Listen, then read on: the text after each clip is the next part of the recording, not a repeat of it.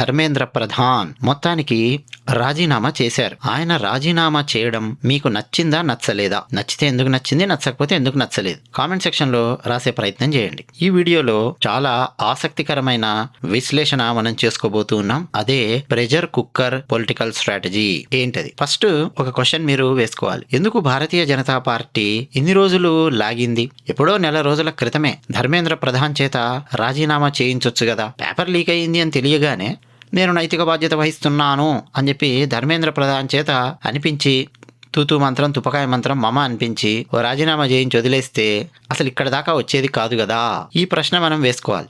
Already మీలో చాలా మంది అనుకుంటూ ఉంటారు. ఎందుకంటే మీడియాలో ఉండే ప్రధానమైన ఛానల్స్, న్యూస్ పేపర్స్ పెట్టే హెడ్డింగ్స్ ఇది విద్యార్థుల విజయం, లేకపోతే రాహుల్ గాంధీ ప్రభుత్వం భయపడింది ఇది విద్యార్థుల విజయం, ఇవన్నీ రకరకాల స్టేట్మెంట్స్ ఇవన్నీ మీ మెదళ్ల మీద ప్రభావాన్ని చూపిస్తూ ఉంటాయి. కాబట్టి మీలో కూడా చాలా మంది ఏం నమ్ముతుంటారంటే ఎప్పుడో ప్రభుత్వం యాక్సెప్ట్ చేయొచ్చు కదా, ఎందుకు ఇంత దాకా తీసుకొచ్చుకుంది బీజేపీ, మరీ లేటుగా చేస్తోంది. ఇలా కొంతమంది 5వ తరగతి పిల్ల బచ్చా బ్రెయిన్ ఉన్న వాళ్ళు ఆలోచిస్తూ ఉంటారు. కానీ అండి, ప్రెషర్ కుక్కర్ స్ట్రాటజీ అని చెప్పి ఉంటుంది పాలిటిక్స్ లో. మంత్రి రాజీనామా చెయ్యాలి అని చెప్పి అడిగారు అనుకోండి, ఇమీడియట్ గా రాజీనామా చేయించేశారనుకోండి, సమస్య సాల్వ్ అయిపోయినట్టు కనిపిస్తుంది. కానీ ప్రభుత్వం యొక్క ఇంటెన్షన్ అది కాదు. ఇక్కడ బీజేపీ పన్నినటువంటి వ్యూహం ఏంటంటే ప్రెషర్ కుక్కర్ లాగా మానసికమైన ఒత్తిడి పెంచడం. ప్రత్యర్థులు ఆడే ఆటలో ఎంత మానసికమైన ఒత్తిడి పెంచితే వాళ్ళ రీసోర్సెస్ అన్ని కూడా పెట్టేస్తారు.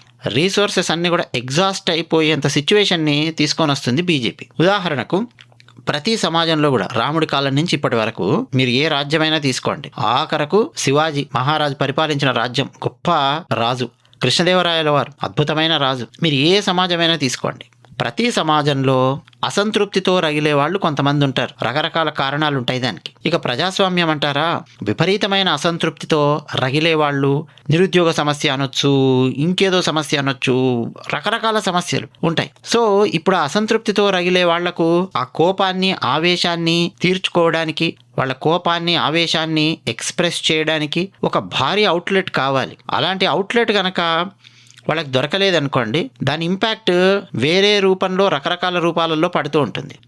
80s 70sలో వాళ్ళందరూ నక్సలిజం వైపు వెళ్తూ ఉండేవాళ్ళు. ఒక రకమైన సినిసిజం అనేది నిరుద్యోగుల్లో డెవలప్ అవుతూ ఉండేది. సినిసిజం ఎలా ఉంటుందో చూడాలి అని చెప్పి మీరు అనుకుంటే తమిళ్లో నిలల్ గల్ అని ఒక సినిమా వచ్చింది. నిలల్ గల్ రవి అని చెప్పి ఒక యాక్టర్ పేరు వేస్తుంటారు, మీరు చూసే ఉంటారు, నిలల్ గల్ అని చెప్పి. చాలా ఇరిటేషన్ వస్తుంది మీకు సినిమా చూసిన తర్వాత. ఆఫ్ కోర్స్ ప్రజల్లో సినిసిజం పెరిగిన తర్వాత ఎట్లా బిహేవ్ చేస్తూ ఉంటారు అని చెప్పడానికి. ఎవరినో తిడుతుంటారు, ప్రభుత్వాన్ని తిడుతుంటారు, పెద్దలను తిడుతుంటారు, సమాజాన్ని తిడుతుంటారు. అసలు ఏంద్రా నీ ప్రాబ్లము అంటే అన్ని ప్రాబ్లమ్స్ చెప్తాడు ప్రపంచంలో. శాంతంగా ఉండడు, ప్రశాంతంగా ఉండడు. అలాంటి సిచ్యువేషన్ ప్రతి సమాజంలో కూడా ఉంటుంది. ఎప్పటికప్పుడు ఆ ఆవేశాన్ని ఎక్స్ప్రెస్ చేయగలిగే ఒక అవుట్లెట్, మేము విజయం సాధించాము ప్రభుత్వం మీద అనే ఒక సూడో సెల్ఫ్ సాటిస్ఫాక్షన్ వీళ్ళందరికీ ఇచ్చే విధంగా ప్రెషర్ కుక్కర్ స్ట్రాటజీ అనేది డిజైన్ చేయబడుతుంది. ఉదాహరణకు పేపర్ లీక్ అయ్యింది అనగానే నేను నైతిక బాధ్యత వహిస్తున్నాను అని చెప్పి ధర్మేంద్ర ప్రధాన్ గారు రాజీనామా చేసేసింటే బీజేపీకి సమస్య ఉండదు. కానీ సమాజంలో ఉండే రకరకాల అసంతృప్తి వర్గాలు వాళ్ళందరూ వాళ్ళ ఆవేశాన్ని, కోపాన్ని చల్లార్చుకొని వాళ్ళ రిసోర్సెస్ అన్నీ పెట్టి మానసికంగా, వాళ్ళ ఆర్థికంగా లేదు శారీరకంగా అక్కడికి వెళ్ళి కూర్చొని నిలబడి ధర్నాలు చేసి మొత్తం రీసోర్సెస్ మొత్తం పెట్టేసేయాలి. పెట్టి ఒక ప్రెషర్ కుక్కర్లో కనుక ఉడికిస్తూ ఉంటే ఎలా ఎగ్జాస్ట్ అయిపోతూ ఉంటారో అలాంటి ఎగ్జాస్ట్ అయిపోయే సిచ్యువేషన్ తీసుకొని వచ్చి ఎస్ నువ్వే విజయం సాధించావు పో, ఇగో నీ డిమాండ్లు మేము ఒప్పుకుంటున్నాము అని చెప్పి ప్రభుత్వం అంటుంది. ఇప్పుడు వీళ్ళకి సపోర్ట్ చేసే వర్గాలు వీళ్ళందరూ కూడా మేము గెలిచామని ఒక రకమైన ఆత్మానందాన్ని పొందిన రేంజ్లో సంతోషపడతారు. ఈ నెల రోజులో 2 నెలల్లో ప్రభుత్వం మీద ఉన్నటువంటి కోపం, కసి ఇవన్నీ కూడా వీళ్ళు ఎక్స్ప్రెస్ చేసుకుంటారు. వాళ్ళ ఆవేశాలు బయటకు వస్తాయి.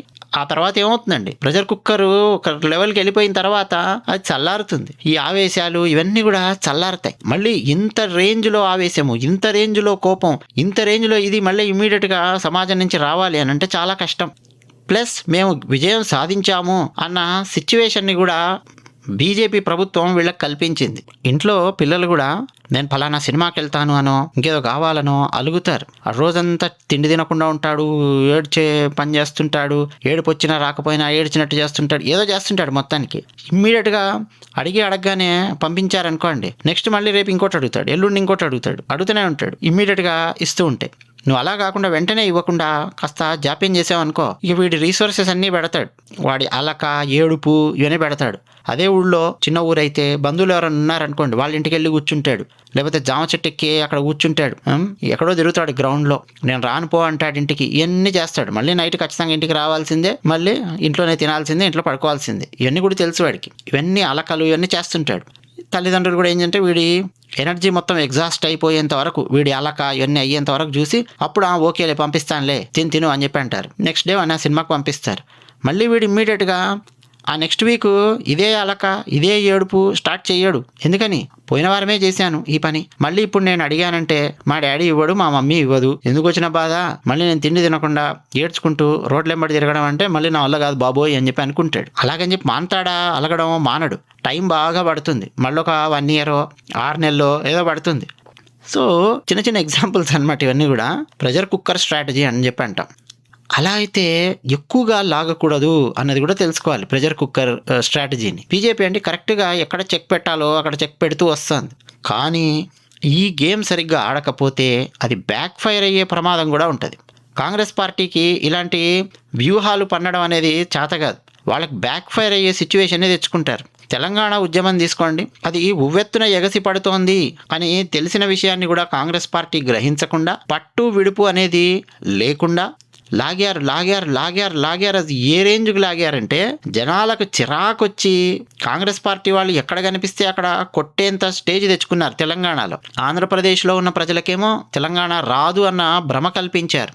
జనాలకి ఇరిటేషన్ వచ్చేంత రేంజ్కి లాగి అప్పుడు తెలంగాణ ఇస్తున్నాము అని చెప్పి అన్నారు. ఆంధ్రప్రదేశ్లో తంతే మళ్ళీ ఇంతవరకు కాంగ్రెస్ పార్టీ లేవలేదు పైకి. అంటే ఏదైనా కానివ్వండి ఎక్కువగా లాగకూడదు అని చెప్పడానికి ఒక ఉదాహరణ. ఇప్పుడు ఏదైనా సరే అడగగానే ఇమ్మీడియట్గా ఇవ్వకూడదు అనేది ఒకటి ఉంటుంది మామూలుగా పాలిటిక్స్లో. నువ్వు అడిగావు నేను ఇచ్చేసాను, నువ్వు అడిగావు నేను ఇచ్చేసానంటే అడుగుతూనే ఉంటారు జనం. ఎవరి మీద కోపం ఉంటుంది, ఆ మంత్రి రాజీనామా చేయాలంటాడు, ఈ మంత్రి రాజీనామా చేయాలంటాడు. ఒక బస్సు కింద పడింది అనుకోండి, రవాణా శాఖ మంత్రి రాజీనామా చేయాలంటారు, ఇంకేదో క్రైమ్ జరుగుతుంది, హోమ్ మినిస్టర్ రాజీనామా చేయాలంటారు, అడుగుతూనే ఉంటారు కదా. సో ఇమ్మీడియట్గా ఒప్పుకోకూడదు అనేది ఒకటి ఉంది. అలాగని చెప్పి లాగొద్దు ఎక్కువగా. పట్టు విడుపు అనేవి 2 ఉండాలి. భారతీయ జనతా పార్టీ ప్రభుత్వం దగ్గర పట్టు ఉంది, విడుపు ఉంది. అంటే ధర్మేంద్ర ప్రధాన్ను రాజీనామా చేయనివ్వకుండా ఈ 1.5 months 2 months ఆపారు. ప్లస్ విడుపు అంటే ఇప్పుడు రాజీనామా కూడా చేయించారు ఆయన చేత. ఇప్పుడు ఆ విద్యార్థులు అనండి, లేదు రకరకాల శక్తులు అనండి, ఏమేమి దూరాయో ఆ ప్రొటెస్ట్ లోపల, వాళ్ళందరికీ ఒక సూడో విజయం అనమాట. మేము విజయం సాధించామో అన్న ఫీలింగ్ను భారతీయ జనతా పార్టీ ప్రభుత్వం వాళ్ళకి క్రియేట్ చేసింది. మళ్ళీ ఇప్పుడు ఇన్నిన్ని ఆవేశాలు, ఇన్నిన్ని కోపాలు, ఇంతింత పెద్ద ఉద్యమాన్ని నిర్మించుకుంటూ వెళ్ళాలి అనంటే అది మళ్ళీ ఇప్పట్లో అయ్యే పని కాదు. మళ్ళీ సంవత్సరమో ఎంతో పడుతుంది. ఈ సంవత్సరంలో మళ్ళీ రకరకాల చట్టాలు ఇవన్నీ భారతీయ జనతా పార్టీ ప్రభుత్వం తీసుకొస్తుంది. ఈ పార్లమెంటు సెషన్లోనే చాలా కీలకమైన చట్టాలు రాబోతున్నాయి FCRAకి సంబంధించి. ఆ చట్టం కనుక మరింత బలోపేతం అయ్యింది అంటే విదేశాల నుంచి వచ్చే ఫండ్స్ ఇలాంటి దుష్టశక్తులకు మరింతగా ఆగిపోతాయి. విద్యార్థులు దుష్టశక్తులు కాదు, విద్యార్థుల పేరు మీద ఎవరెవరైతే అక్కడికి వెళ్ళారో, ఎవరెవరైతే దూరారో ప్రొటెస్ట్ పేరు మీద, అక్కడ వాళ్ళల్లో చాలా దుష్టశక్తులు ఉన్నాయి. మీలో చాలా మంది గమనించారు కూడా. ఒకడొచ్చి ఆర్టికల్ 370 ఎందుకు రద్దు చేశారు, రద్దు చేయకూడదు, వెనక్కి తీసుకోవాలంటాడు. ఒకడొచ్చి సీతాపతి అని చెప్పి రాముడి మీద ఏదో సెటైర్లు వేస్తాడు. చూసాం మనం అవన్నీ కూడా. రామాయణం గురించి అవాకులు చవాకులు పేలే ప్రకాష్ రాజు లాంటి యాక్టర్ అక్కడికి వెళ్ళి వాళ్లకు సపోర్ట్ ఇస్తాడు అని కూడా మనం చూసాం. ఇక్కడ ఇంకొకటి కూడా బయటపడింది. ఏ సెలబ్రిటీలు ప్రభుత్వానికి వ్యతిరేకంగా ఉన్నారు, ఎవరెవరు దొంగేడుపులు ఏడుస్తున్నారు, ఎవరెవరు మనసులో ఏమేం పెట్టుకున్నారు అన్న విషయం కూడా మీకు ఈ సందర్భంగా బయటపడింది. ఇది అదనంగా బోనస్ అన్నమాట ప్రభుత్వానికి. అలాగే ఇప్పుడు ఆర్టిఫిషియల్ ఇంటెలిజెన్స్ ఉంది కాబట్టి ఫేషియల్ రికగ్నిషన్ టెక్నాలజీ ద్వారా అక్కడికి ఎవరెవరు వచ్చారు, పోలీసుల మీద ఎవరు రాళ్లు విసిరారు, ఎవరెవరు దాడులు చేశారు, వాళ్ళ లింక్స్ ఏంటి, ఇవన్నీ కూడా కనుక్కునే అవకాశం, చాలా పెద్ద అవకాశము భారతీయ జనతా పార్టీ ప్రభుత్వానికి వచ్చింది. స్టూడెంట్స్కి ఏమో మేము విజయం సాధించాము అన్న ఒక సూడో సాటిస్ఫాక్షన్ ఇచ్చారు. ప్రజాస్వామ్యంలో ఇది కూడా చాలా కీలకమండి.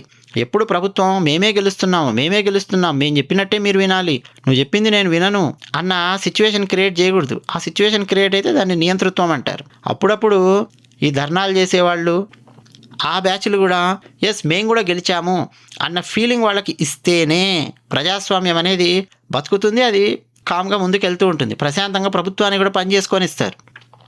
అయితే మీలో చాలా మందికి డౌట్ రావాలి, ఏంటంటే ఇలా ఉద్యమాలు చేసి ప్రభుత్వాన్ని ఇచ్చేస్తే మళ్ళీ వేరే వాళ్ళు కూడా చాలా ఈజీగా ఈ ప్రభుత్వాన్ని భయపెట్టొచ్చు, ఉద్యమాలు చేయొచ్చు అని చెప్పి ప్లాన్ చేస్తారు కదా అని మీరు అనుకోవచ్చు. అంత సులభం కాదండి, అంత ఈజీ కాదు. ఒక్కసారి నువ్వు ఇన్ని ఎనర్జీ ఇంత పెట్టేసిన తర్వాత నీ అసంతృప్తులు ఇవన్నీ నువ్వు కక్కిన తర్వాత ప్రభుత్వం మీద మళ్ళీ ఆ రేంజ్ తీసుకురావడం అనేది చాలా కష్టం అవుతుంది. పత్రికలు అంటారా, మన తెలుగు పత్రికలలో పెద్ద పెద్ద పత్రికలు, మీడియా ఛానల్స్తో సహా చాలా పత్రికలు నిరంతరం భారతీయ జనతా పార్టీకి, మోదీ గారికి వ్యతిరేకంగా ఒక స్కెచ్, ఒక బ్యాక్గ్రౌండ్ తయారు చేస్తూ ఉంటాయి. అర్బన్ నక్సల్స్ చాలా పత్రికలలో, ఛానల్స్లో దూరారు కాబట్టి మీరు చూడండి, మీరు ఉదయం లేవగానే కనీసం బెడ్ కూడా దిగకుండా ఫస్ట్ మీలో చాలామంది ఓపెన్ చేసే దినపత్రిక ఒకటి ఉంటుంది, తెలుగు దినపత్రిక. పోని బాత్రూమ్కి వెళ్ళేసి వచ్చి పేపర్ తీసుకొని కూర్చొని చూస్తుంటారు. ఫస్ట్ మీలో ఎక్కువ మంది చదివే పేపర్ ఒకటి ఉంటుంది. ఆ పేపరు కాన్స్టెంట్గా మీ బ్రెయిన్లోకి ఒక ఫీడ్, ఈ ప్రొటెస్ట్ చాలా గొప్పది, ప్రభుత్వం దిక్కుమాలింది, ఇలాంటివన్నీ మీ బ్రెయిన్లో పడేస్తూ ఉంటుంది. సో ఇక్కడ అతిపెద్ద ప్రమాదకరమైనవి ఏంటి అంటే విద్యార్థులు కాదు, దుష్టశక్తులను కూడా చాలా ఈజీగా ఐడెంటిఫై చేయగలుగుతుంది ప్రభుత్వం. పత్రికలండి, పత్రికలు, మీడియా ఛానల్స్, అవి రాసే రాతలు, అందులో ఎవరెవరు అర్బన్ నక్సల్స్, ఎవరు దేశ వ్యతిరేకంగా ఉన్నారు, ఎవరు దేశానికి ప్రోగా ఉన్నారు అన్న విషయం జనాలు అర్థం చేసుకోకపోతే అది జనాలకు సమస్య తెచ్చిపెడుతుంది. అది విషయం.